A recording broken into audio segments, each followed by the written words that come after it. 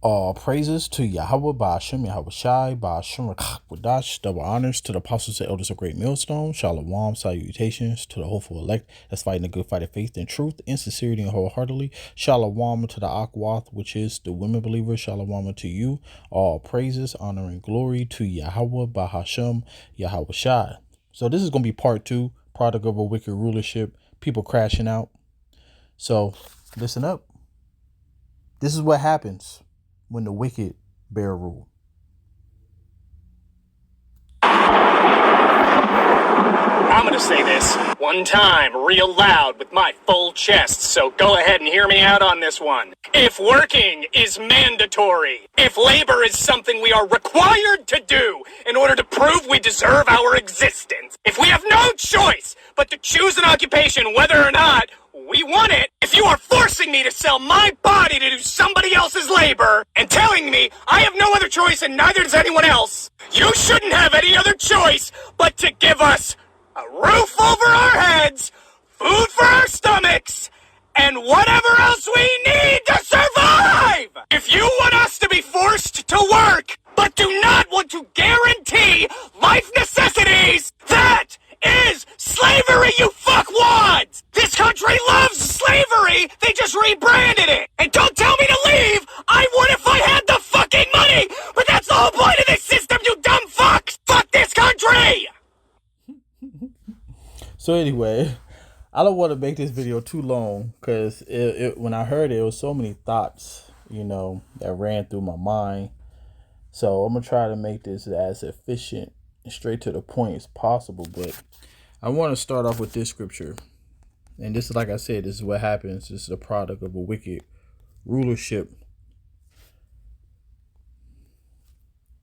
So it said, they know not, neither will they understand. They walk on in darkness. All the foundations of the earth are out of course. So everything is backwards. Foundation is the beginning of something. The first principle, the first teachings, everything is backwards. So first of all, a scripture just popped in my mind. So I got to find it. I don't even remember how it's worded. But basically, the scripture talks about how a man's supposed to get paid on the same day. You having to wait 2 weeks to get paid is wicked. You having to wait a week to get paid is wicked. Dang, I wish I knew where that scripture was. And it's like, it just popped in my mind too. I haven't read it in a long time. So bear with me. I'm going to talk while I look. But yeah, so for you to have to bust your ass and then you barely have anything, that's wicked as hell.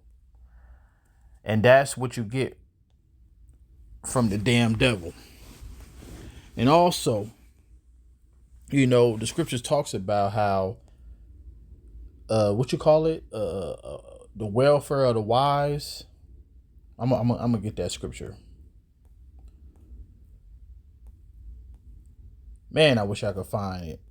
I can't find it. Matter of fact, I'm going to pause it and I'm about to find it. I'm going to come back. I knew it was in Deuteronomy. So it says Deuteronomy 24:14. It says, you should not oppress a hired servant that is poor and needy. And that's all of us. Majority of us live paycheck to paycheck. I did a Google search on it last year. And it said 58% of Americans live on paycheck to paycheck. So that's more than half.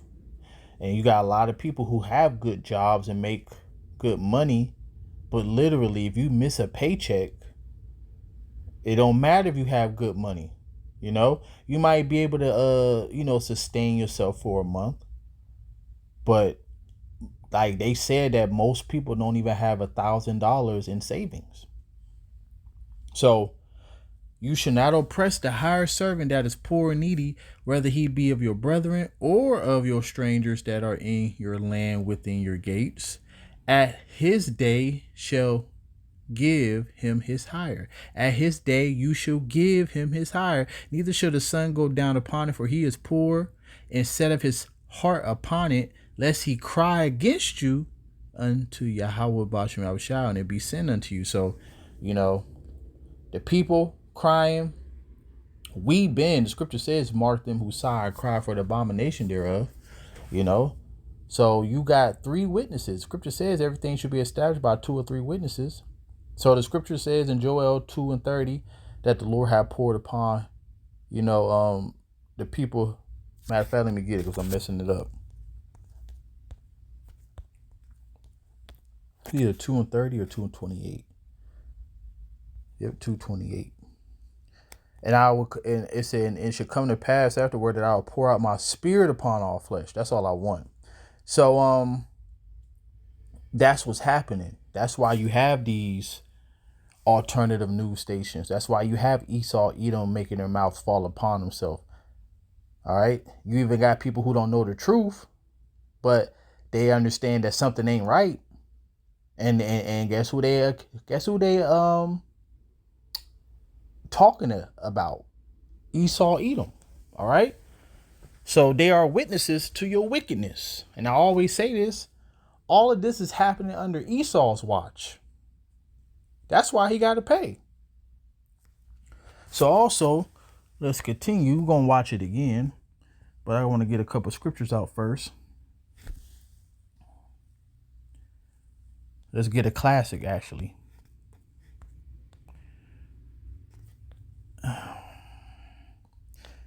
It said, when the righteous are in authority, the people rejoice, but when the wicked bear rule, the people mourn. This sounds like mourning to me. I'm going to say this one time real loud with my full chest, so go ahead and hear me out on this one. If working is mandatory, if labor is something we are required to do in order to prove we deserve our existence, if we have no choice but to choose an occupation whether or not we want it, if you are forcing me to sell my body to do somebody else's labor... Let me get this real quick. Hope the video don't go away.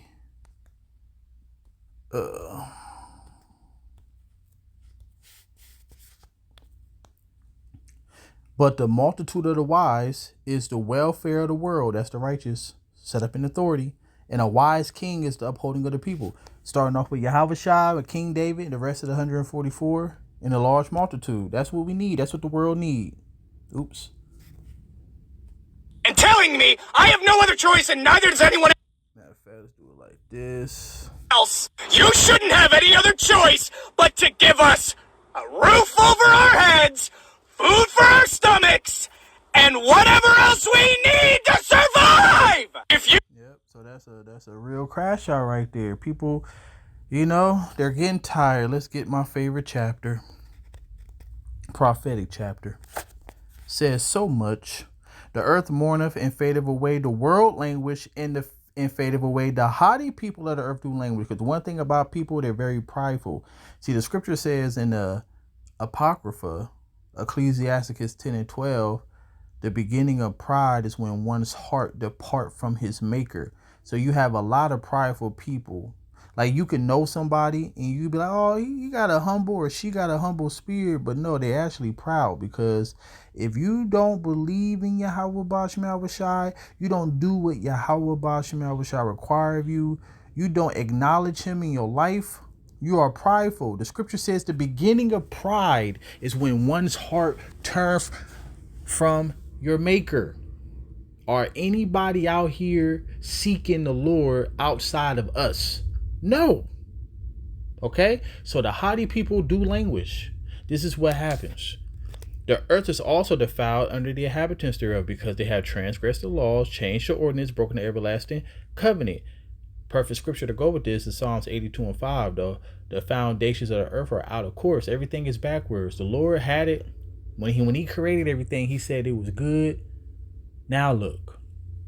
You got genetically modified everything. Everything that you eat is GMO. See, food is very, very important. We are contingent to food. We need food to literally live. And the saying that you are what you eat is very true. Most of us are sick. Bodies breaking down. We're not getting the nutrients, the things that we need. All right. People bugged out from this fast food, Frankenstein food. That's their go-to meal every day. All right. So yeah, people just bugged out. And that's just one example.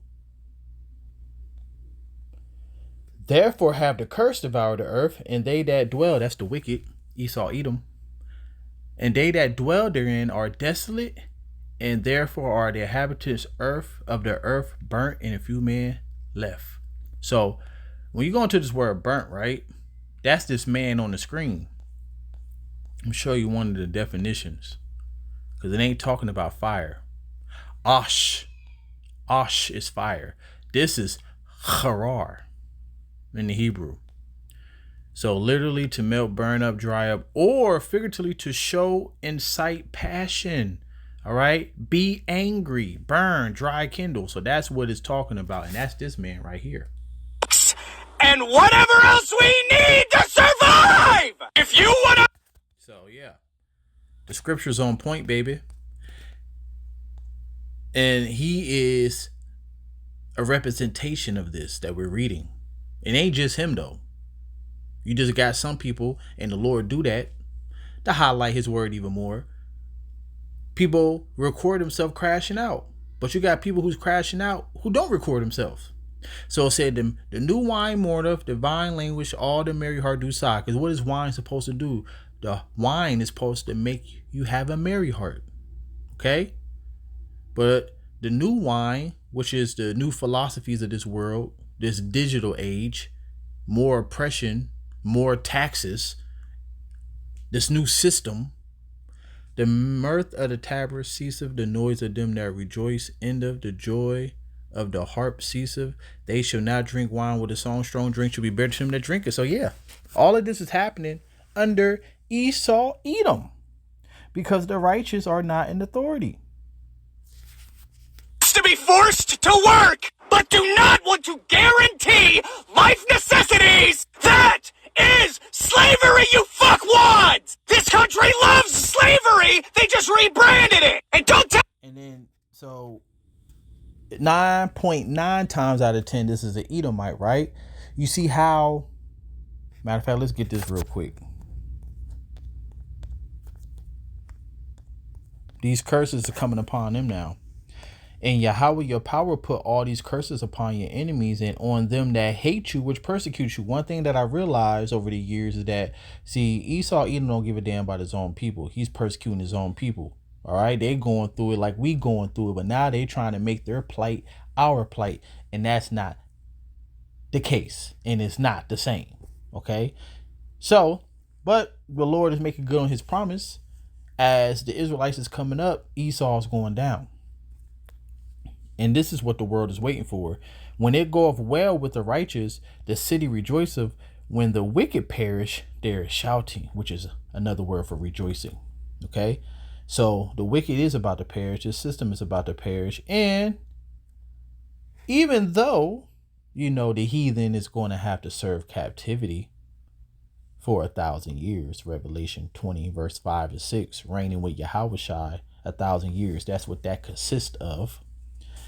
But after all of that, this is what's going to happen. I'm going to end it on this. And it shall come to pass in the last days, and we are in the last days, that the mountain of Yahweh's house shall be established in the top of the mountains, and shall be exalted above the hills, and nations shall flow unto it. All nations shall flow unto it. Many people shall go out and say, come ye, let us go up to the mountain of Yahweh, to the house of the power of Jacob. He will teach us of his ways. And this also proves that the way of the Lord is what makes you prosperous, but forever though. I made a video a little while ago how all of this got temporary relief, temporary, satisfaction, because wickedness do win in this world, but only temporarily. All right. But see, the days is coming where the nations will be like, hey, we got to learn of the Israelites' ways.